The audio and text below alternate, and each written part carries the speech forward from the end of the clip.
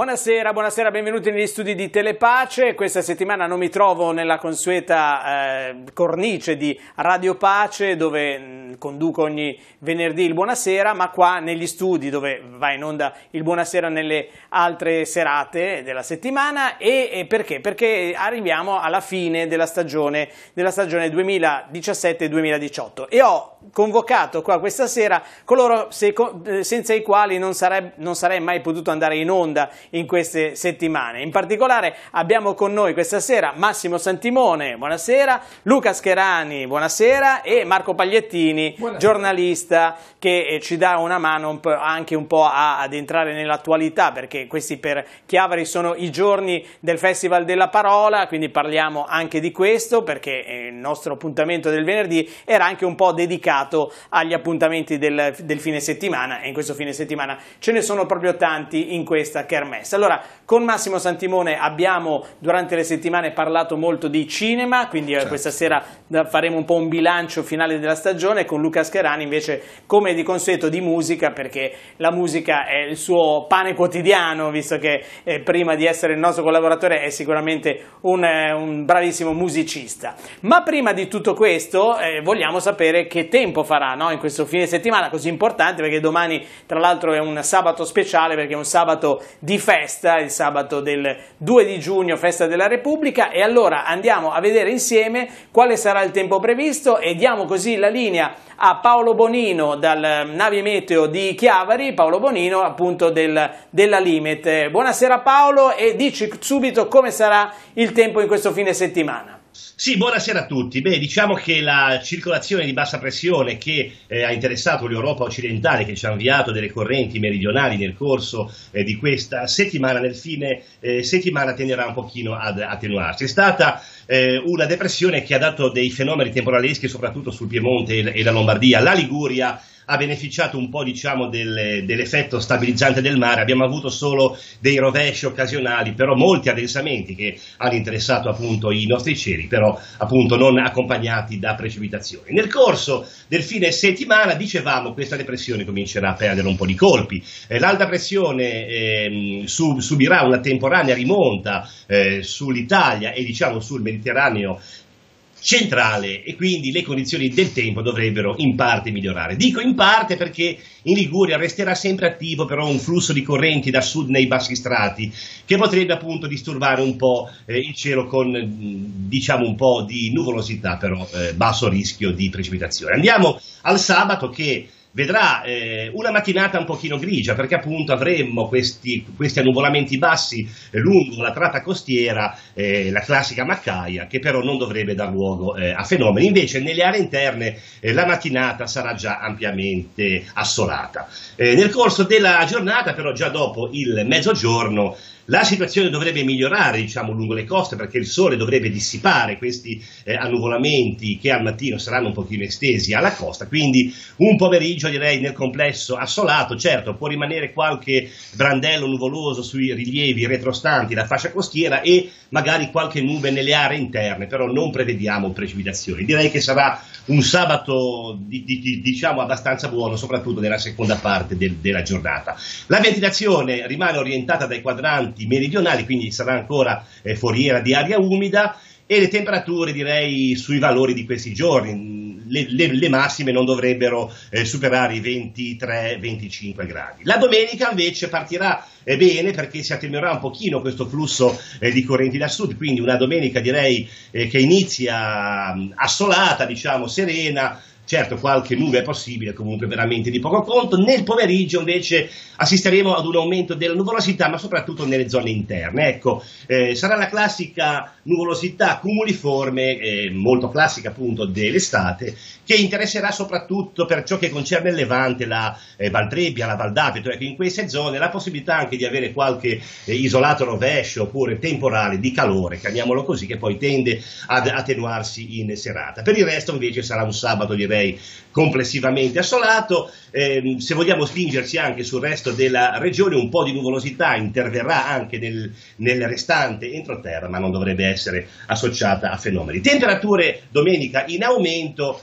potremo in alcuni casi e lungo le coste superare i 25-26 gradi, ventilazione debole dai quadranti meridionali. Bene, grazie Paolo Bonino, ci rivedremo e ci risentiremo anche con te nella prossima stagione del Buonasera, ma sicuramente poi durante tutti i giorni con i soliti collegamenti appunto per il meteo prima dei TG del pomeriggio e della sera. Abbiamo allora con noi Massimo Santimone, Marco Pagliettini e Luca Scherani. Come iniziamo? Andiamo a sorte, tiriamo a sorte? Vabbè, iniziamo da Massimo Santimone, perché con te Massimo, oltre a vederci tutte le settimane per i tuoi consigli, no, dei film usciti nel weekend, ci siamo anche parlati di un importante avvenimento che è stato al centro della cronaca locale all'inizio del mese di maggio, quello che è appena terminato, vale a dire il Riviera Film Festival di Sestri Levanti, di cui tu sei programmer, cioè colui che seleziona i film del festival. Una seconda edizione ricchissima, lo avevamo detto all'anteprima, lo avevamo detto alla vigilia, una edizione che è stata coronata da grande successo, mi pare, Massimo. Molto successo, è andata forse anche oltre di ogni previsione a livello di presenze, perché abbiamo avuto all'incirca 3.000 presenze per quanto riguarda il pubblico in sala a vedere i film.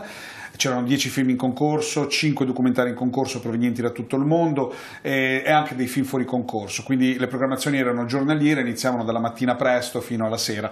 Bisogna anche dire che riuscire a convincere le persone a venire al cinema la mattina non è la cosa più facile del mondo, però insomma i film erano ottimi e poi il festival comincia a prendere davvero corpo, insomma ha una sua vita qui in Riviera. Sesti Levante, 5 giornate e poi ci sono state anche tantissime presenze per i workshop, perché abbiamo avuto personaggi del calibro di Ed Solomon, cioè lo sceneggiatore di Men in Black, l'attore Matthew Modine, l'attrice di NCIS Cote de Pablo, il direttore della fotografia di Werner Herzog Peter Zeitlinger, Henry De Luca, Marta Pozzan, che è un influencer soprattutto su Instagram, Facebook e quant'altro, quindi una serie di personaggi che hanno parlato e avuto delle masterclass appunto per cercare di insegnare in qualche modo, comunque dare consigli su come iniziare il loro stesso lavoro, quindi direzione fotografia, sceneggiatura, recitazione e quant'altro. Comunque bene, tutto benissimo, e Sesti Levante ha partecipato in maniera importante e fondamentale, perché comunque questi festival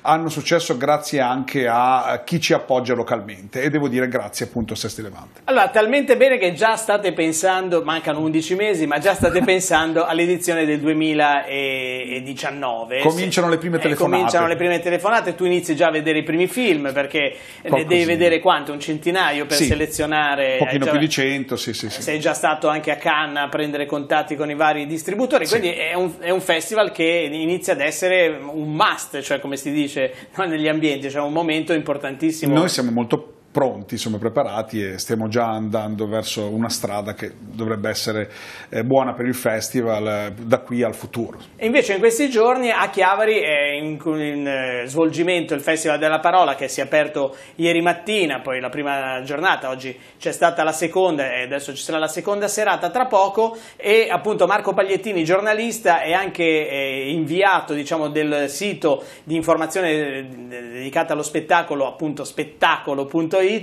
ed è media partner, diciamo, è partner con il Festival della Parola, con Massimo Poggini, che è il direttore anche di spettacolo, che conduce alcuni incontri. Voi che cosa vi siete ritagliati all'interno del festival?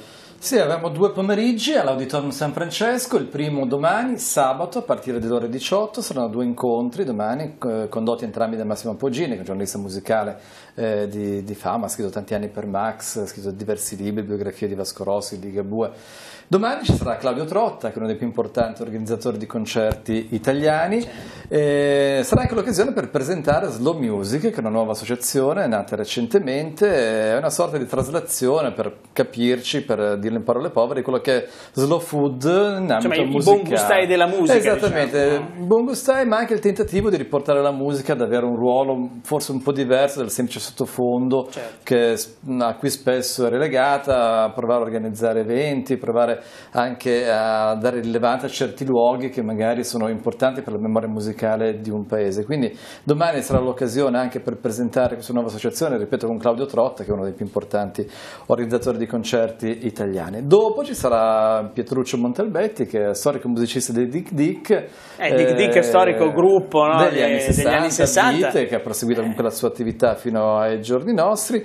E pochi lo sanno, Montalbetti anche si è ritagliato una seconda carriera di scrittore. Lui è un appassionato di viaggi, gira il mondo, ma non da turista in business class, proprio va nell'Amazzonia, va proprio all'avventura. Recentemente è uscito questo suo nuovo libro in cui racconta gli incontri con gli Indo dell'Amazzonia, dell'Ecuador e del Perù, e si parlerà anche di questo, insomma, una veste un po' inedita per quindi questo cominciò artista. Così a fare il vagabondo, c'era una famosa canzone Esatto. dell'epoca che faceva così, e quindi questo incontro invece domenica, questo due sabato, quindi domenica dalle 18 fino alle 20. Domenica invece un altro appuntamento. Domenica altri 2 incontri, sempre a partire dalle 18 all'Auditorium San Francesco, il primo con Tony Capuozzo, che è giornalista di Mediaset, certo, molto conosciuto, e il secondo con Riccardo Bertoncelli, che è un critico musicale, anche lui molto famoso, noto fra l'altro anche per la famosa citazione di Guccini nella Avvelenata, insomma, che cita ci appunto sarà sempre un Bertoncelli, esattamente, eccetera eccetera, non possiamo dirlo.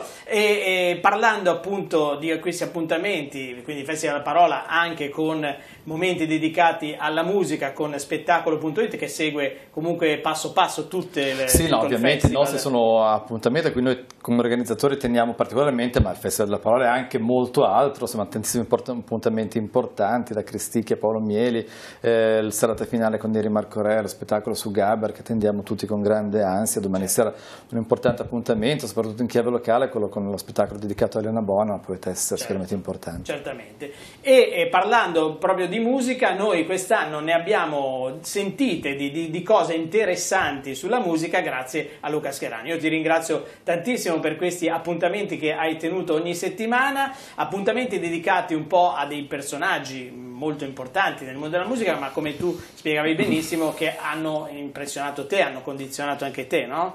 Come li hai scelti questi personaggi di cui hai parlato? Sì, innanzitutto ringrazio per lo spazio, per l'attenzione, per la pazienza, anche perché io ho sempre scelto, insomma, quello che piace a me. Sono stato poco obiettivo e quindi a maggior ragione ringrazio che abbiate continuato a chiamarmi. Sì, noi volevamo faziosità da parte tua, no? Non volevamo obiettività assolutamente, perché le cose che ti piacciono. Anche perché diciamo che, almeno se vogliamo fare un bilancio dell'anno, per me è stato un momento quasi di sollievo poter esporre queste cose, perché è quello che cerco di fare ogni volta che do lezioni di musica, che parlo di musica con la mia famiglia, con gli amici, eccetera. Si prova a stimolare la curiosità, che è quello che sembra un pochino mancare in questo anno nefasto.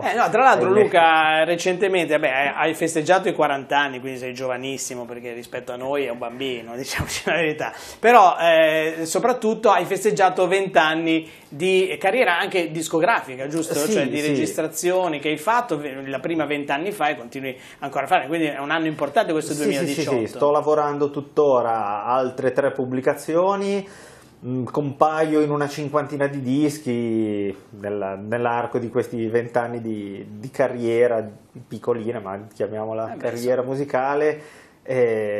Ho fatto tanti dischi e quindi veniva da fare un po' di considerazione appunto su stimolare la curiosità, il senso critico. Ho volutamente evitato di fare pubblicità ai dischi miei, perché ci mancherebbe. Vabbè, certo, però magari il prossimo anno qualcosina ci svelerai anche. E parlando ancora di cinema, poi magari riparliamo di musica legata anche un po' all'attualità, ma parlando ancora di cinema con Massimo Santimone, ne hai presentati tanti di film in questa stagione, perché ogni settimana ne uscivano tantissimi, tu ne sceglievi un paio, italiani o stranieri o americani soprattutto, ma veramente rimarrà secondo te un film che ci ricorderemo nel futuro di questa stagione cinematografica 2017-2018? Perché il rischio secondo me a volte, no? Ci sono queste grandi produzioni, anche grandi numeri a livello di incassi, però poi i film storici sono sempre quelli un po' del passato, cioè quelli che ci ricordiamo noi da bambini o addirittura che non eravamo ancora nati quando sono stati girati. Cioè secondo te c'è un classico che in questo questo anno è uscito che rimarrà, che lascerà una traccia? Allora, è difficile questa domanda perché comunque... Ma la faccio a te perché sei bravo. No, ma perché comunque sono cose che si scoprono poi nel tempo, sì. no? Quest'anno è stata sicuramente un'annata fantastica per il cinema, ti parlo proprio della stagione 2017-2018, quasi più 2017. Noi dobbiamo pensare che in Italia arrivano i film intorno a gennaio, febbraio, marzo e anche più in là, che in realtà, magari stranieri, sono datati 2017 e da noi poi escono nelle sale un po' dopo. Quindi se rimaniamo nella stagione, devo dire, ci sono stati degli ottimi film. C'è stato questo film particolare, amato e odiato nello stesso tempo, che è stato La forma dell'acqua, per esempio, che ha vinto i suoi bei premi Oscar, tra cui anche miglior regia e miglior film, e ha vinto anche a Venezia, proprio come miglior film in assoluto, ha vinto il Leone d'Oro, ed è un film che in qualche modo sicuramente rimane per chi ama Guillermo del Toro e per chi ama il genere fantasy, perché è un mix perfetto di un fantasy puro come può essere Il Signore degli Anelli, ma anche con qualcosa di più adulto, con tematiche un pochino più spesse. Quindi è un film che secondo me poi negli anni sentiremo parlare, come sentiremo parlare anche di Tre manifesti a Ebbing, Missouri, per esempio, altro grande film scritto benissimo. Ci sono tante poi piccole chicche quest'anno che sono passate un po' inosservate, ma che secondo me serviranno per lanciare poi dei registi o addirittura un po' dei generi. Per esempio, secondo me uno dei film più belli di questa stagione è sicuramente I segreti di Wind River. I segreti di Wind River è un thriller sostanzialmente, che però parla anche delle problematiche degli indiani d'America oggi, che hanno ancora queste riserve ancora un po' retro, se così vogliamo, che vengono trattati ancora in maniera non vengono trattati benissimo, insomma. No, certo. Anche a livello politico hanno meno diritti di altri, però in realtà tutto raccontato attraverso un bellissimo thriller, un giallo, viene pubblicizzato come un nuovo Silenzio degli Innocenti, ma in realtà è un film che racconta molto di più. Questo secondo me è un film di cui nel tempo si sentirà parlare, come anche un film molto interessante che lancerà la carriera di questo giovane regista che si chiama Cell Block 99. Questo film da noi veramente è passato in sordina, credo sia poi uscito solo in digitale, in DVD, Blu-ray, con Vince Vaughn, un attore comico per eccellenza, ma un film pulp sotto un certo punto di vista, perché è sicuramente un po' splatter, però con dei ritmi e dei tempi veramente originali. Non è chiaramente ai livelli di un Pulp Fiction che è fatto scalpore e quant'altro, però magari è uno di quei film che poi fa, è uno di quei film che fa magari, tendenza, come si dice. Esatto, e poi magari questo regista poi tra 1 o 2 film farà il suo Pulp Fiction, però ha iniziato un po' con queste cose qua. Comunque tanti film. L'Italia purtroppo quest'anno secondo me ha tirato un po' il freno a mano rispetto a un fenomeno come Perfetti Sconosciuti di un paio d'annetti fa. Quest'anno non abbiamo avuto quel film evento. Però mi permetto di dire, abbiamo vinto 2 premi importantissimi a Cannes, dove da anni non vinceva nulla. Quest'anno sì. Credo che Dogman invece è un film che rimarrà. Dogman sicuramente rimarrà. Che tra l'altro è ancora nei cinema oggi. Miglior attore a Cannes, non so quanti anni è che un italiano non lo vincesse. 1000 anni e oltretutto un attore praticamente esordiente, quasi esordiente, quantomeno come protagonista straordinario. Questo è un film che secondo me rimane. Questo assolutamente rimane. Tra i film italiani. E poi il film della Rockbacker che ha vinto il premio con miglior sceneggiatura, anche questo decisamente un premio importante. Quindi insomma nell'ultima fase della stagione c'è stato un e forse più il film di Matteo Garrone piuttosto che della Rockbacker rimarrà anche a livello di pubblico, perché comunque la storia di questo Ercanaro accaduta ispirata, nell'88 ma poi in realtà poi rielaborata, assolutamente rielaborata, però ha delle forti attrattive e sta funzionando molto bene nelle sale, perché comunque è tra i primi 5 film del box office questa settimana appena passata. No, su questo sì, come l'anno scorso ha avuto un po' di successo La ragazza nella nebbia, se ti ricordi, e anche in questo caso Donato Carrisi, il regista nonché autore, ha vinto il David Donatello come miglior regista esordiente. Quindi c'è stato qualcosina si muove anche in Italia. Però Matteo Garrone veramente è un grande del cinema italiano oggi. Mi richiamano all'ordine perché mancano pochi minuti e volevo anche ora chiedere una cosa a Luca Scherani per la musica, e mi confermerà anche Marco Pagliettini che su spettacolo.it appunto si dedica anche alla musica. Quest'ultimo anno in particolare ha visto proprio il trionfo, diciamo, di un genere musicale che noi di una certa età capiamo poco e a volte non ascoltiamo nemmeno, non sappiamo nemmeno che esista, che è un po' il trap, che è una divagazione del rap made in Italy, e non solo, perché poi è una moda moda anche internazionale. Tu come musicista, perché vabbè, sentiamo appunto queste canzoni che i ragazzi adorano, soprattutto sentono attraverso la rete, non tanto le radio e le televisioni, ma appunto YouTube o tutti gli altri portali dedicati alla musica. Parliamo di Gali, parliamo di Carl Brave, di questi personaggi che noi appunto a malapena conosciamo, invece sono amatissimi dai ragazzi. Da musicista, cosa ne pensi di questa moda? Siamo così anziani da dire ma è roba dei giovani, come facevano i nostri genitori sì. Quando sentivamo, allora, noi sentivamo i Pink Floyd, per dire, oppure c'è poco, diciamo, di sostanza. Il rischio, cioè, da una parte sembra di vedere la storia ripetersi, noi che passiamo dall'altra parte della barricata diciamo guarda cosa ascoltano questi disgraziati. Allora in realtà io la metterei più su una questione di budget, di business, perché la musica in questo modo costa veramente poco. Fare una canzone impiega in questo modo 5 minuti, veramente, cioè lo sforzo compositivo è ridotto all'osso. I testi sono, aiuto, beh, è brutto dirlo, però cioè, spesso si rasenta la prima e la seconda elementare, il ragazzo che descrive la sua giornata, il bambino, cioè il ragazzo. E quindi cioè, si resta un po' sconcertati per questo, perché io ci rimanevo male tanti anni fa quando vedevo, che so, il libro di Barzellette del calciatore, la biografia del calciatore, che nella classifica di vendita dei libri era sopra Umberto Eco, cioè, questo faceva un po' dispiacere a me musicista, che però sono fruitore dei libri, sono solo consumatore. Da musicista mi fa un po' più, peggio, cioè, il colpo arriva più violento, perché faccio dischi, vedo quanto costa portare un'orchestra in un disco, un'orchestra completa, quanto tempo ci si impiega a scrivere gli spartiti per un'orchestra intera, e invece vedere che si vende moltissimo, si fanno moltissimi soldi anche in diritti d'autore, quando lo sforzo compositivo, il tempo passato in studio a fare editing su una traccia è proprio 5-10 minuti, può pas dire tanto. Insomma, forse nel pubblico manca proprio il senso critico di capire questa differenza.